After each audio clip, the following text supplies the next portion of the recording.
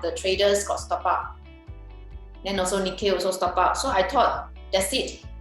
I can keep the competition money. By end of the month, I go and review. How come there's two winner? There's still two winner with the capital. Yeah. Okay, let's talk about Ashee's one. You can share screen. Ashee, yeah. Okay. So here is my trading history. Let's start with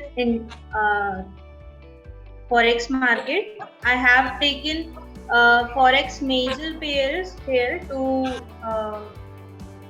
trade on, and here my winning rate is more than 90%. You can see.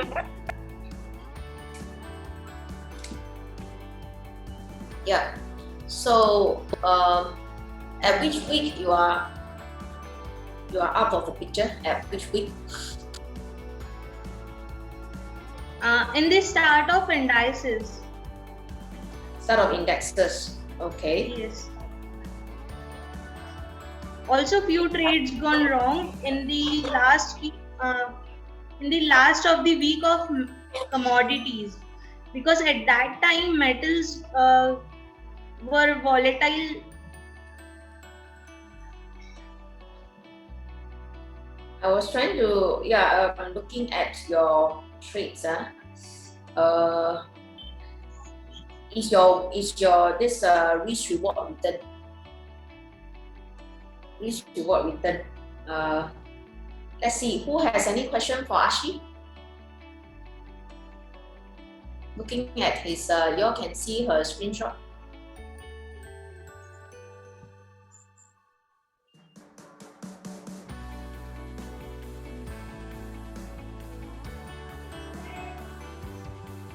Any questions for her?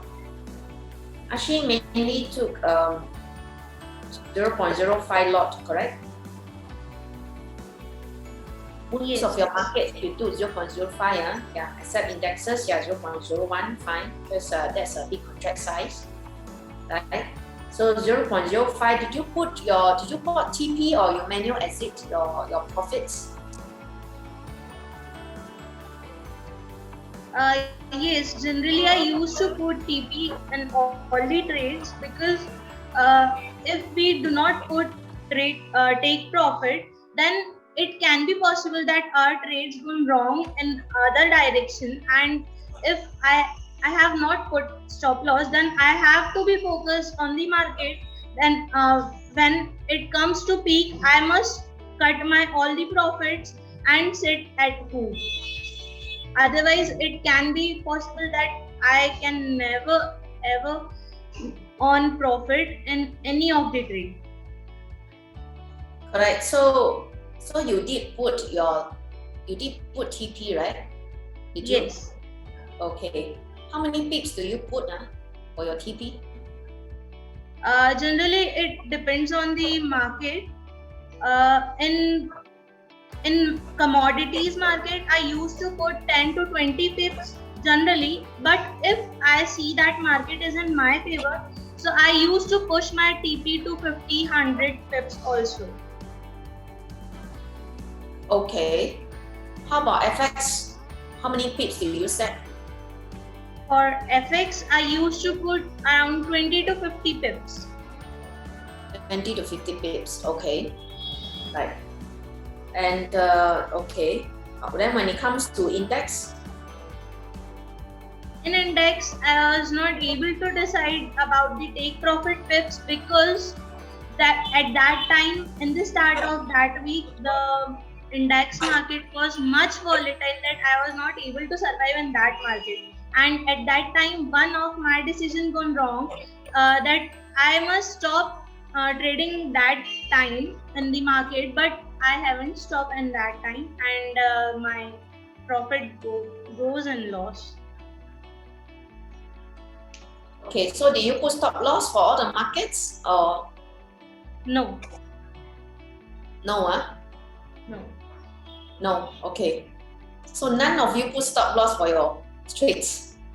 Yes, but my decision was according to my analysis, because at that time all the markets were so volatile because of the news in China market, and that's why I avoid using stop loss. Yeah, no problem. Everyone have your reason why you never put stop loss. It's not. I'm not asking for the reason. I'm just asking whether you Yes. put stop loss. Yeah, but I'm looking at your trades now. Your lots and your TP pips. Your TP pips seems to be small because you see your dollar. Your gain of your dollar is much smaller. Your losses are much bigger. Right? So even if your win rate is in your favor, your losses wipe And out all not your in my favor. profits, right? Yes. Your losses actually wipe out all your profits. Yes. So that part, not too correct. And I think this is not the first time you experience this, Ashee. Am I right? Yes. Correct. So why are you practicing the same thing again this month?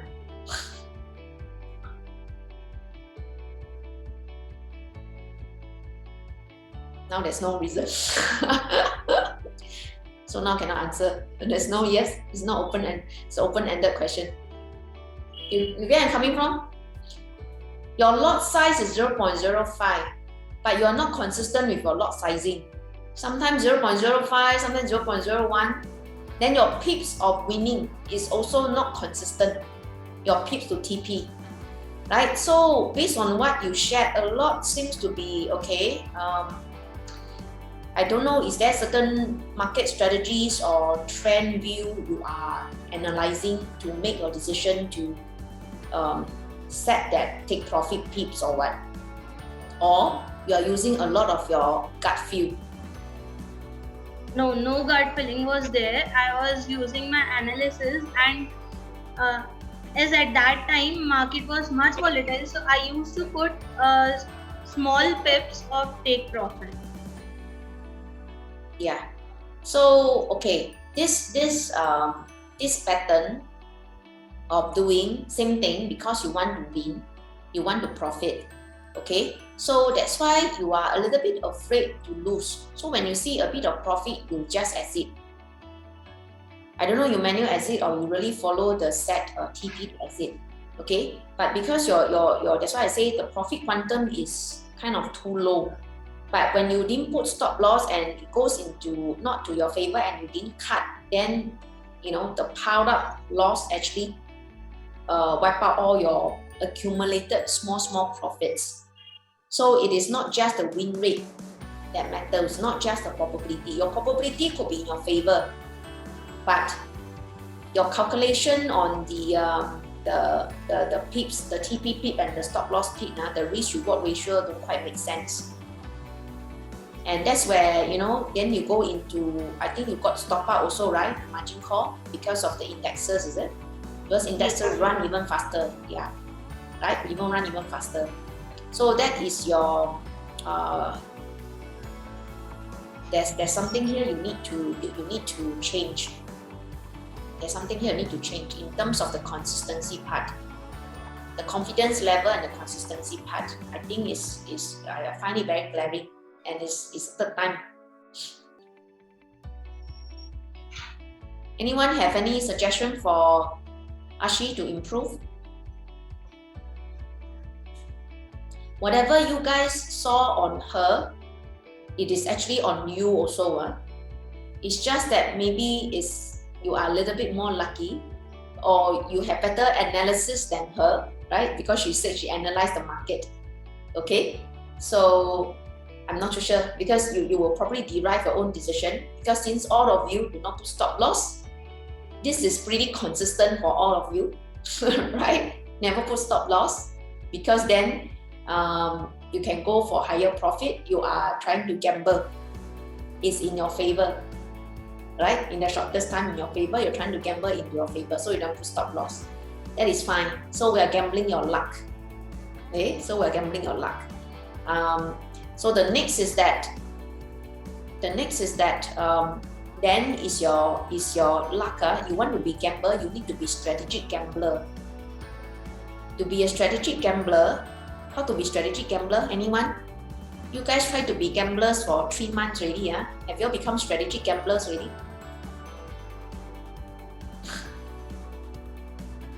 Hello?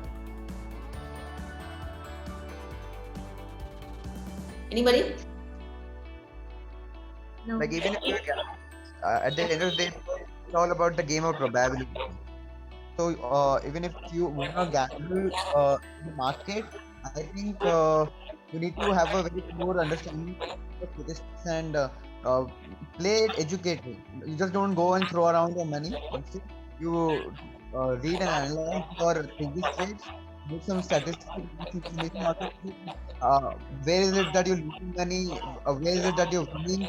And at the end of the day, it's a zero-sum game. If you're winning, someone is losing. If you're losing, you're winning. So basically, you need to have a very core understanding of your exact previous analytics. Because if you're gambling, then you need to have the probabilities in your favor.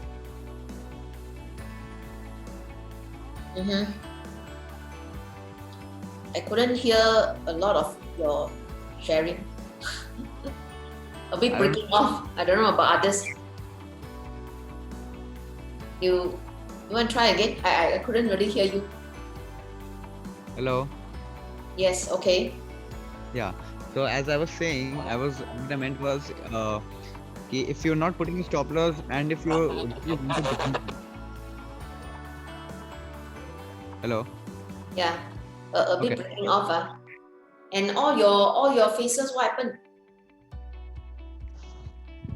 Oh, you guys video? I turned it off for the network. I thought the network might be better to turn off the camera. Okay, you try to share again. Yeah, what I was saying was, if you wanna gamble, then it is better to, instead of going random trades, you better have an educated gambling. That is, if you strategize your trades according to, after analyzing your previous trades, analyzing to get a hold of the statistics, know about the probability, because trading as well as gambling, it is all about probability. Even if you go into casino, everything is probability, right? So if you're not putting a stop loss, then you are gambling your luck, and you can like pull more odds in your favor. You see what we learned from all this? Can I share some summary to be strategic gamblers? Right? Who wants to be strategic gamblers?